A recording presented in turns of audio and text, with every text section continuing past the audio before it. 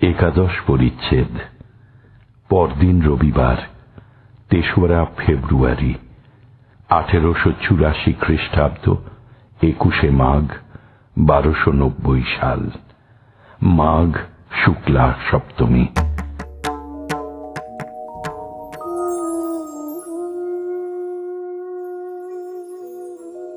মধ্যাহ্নে সেবার পর ঠাকুর নিজাসনে বসিয়া আছেন। কলিকাতা হইতে রাম, সুরেন্দ্র প্রভৃতি ভক্তেরা তাহার অসুখ শুনিয়া চিন্তিত হইয়া আসিয়াছেন। মাস্টারও কাছে বসিয়া আছেন। ঠাকুরের হাতে বাড় বাঁধা। ভক্তদের সহিত কথা কহিতেছেন। পূর্বকথা: উন্মাদ, জানবাজারে বাস, সরলতা ও সত্য কথা। শ্রীরামকৃষ্ণ ভক্তদের বলছেন, এমনি অবস্থায় মা রেখেছেন যে ঢাকাঢাকি করার জো নাই। বালকের অবস্থা গো, রাখাল আমার অবস্থা বোঝে না। পাছে কেউ দেখতে পায় নিন্দে করে, গায়ে কাপড় দিয়ে ভাঙা হাত ঢেকে দেয়। মধু ডাক্তারকে হারালে নিয়ে গিয়ে সব কথা বলছিল।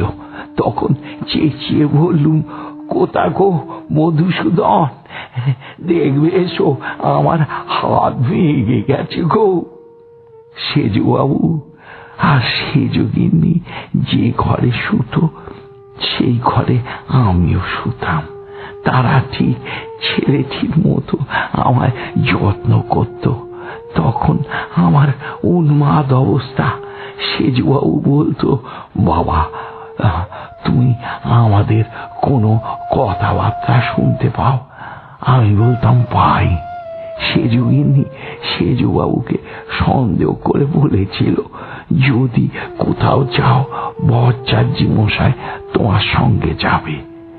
এক জায়গায় গেল, আমায় নিচে বসালে।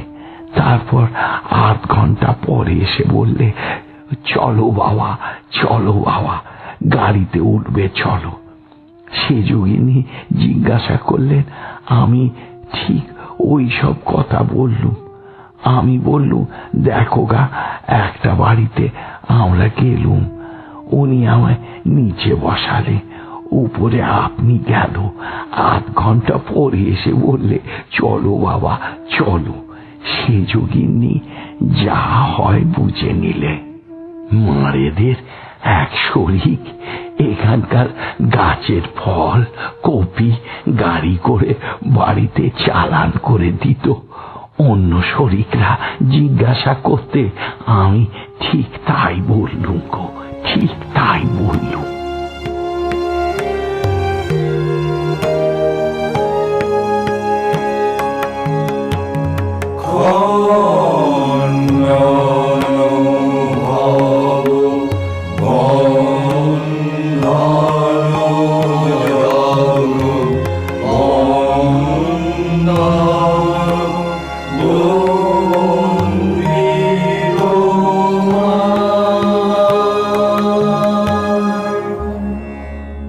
ঠাকুর ও মায়ের চরণে আপনাদের সবার মঙ্গল কামনা করি। লাইক করুন, শেয়ার করুন, অন্যকে দেখার সুযোগ করে দিয়ে পুণ্য লাভ করুন। আর সাবস্ক্রাইব করুন, বেল আইকন পুশ করুন, যাতে আমাদের পরের নিবেদনের খবরটি আপনার কাছে পৌঁছয় সবার আগে।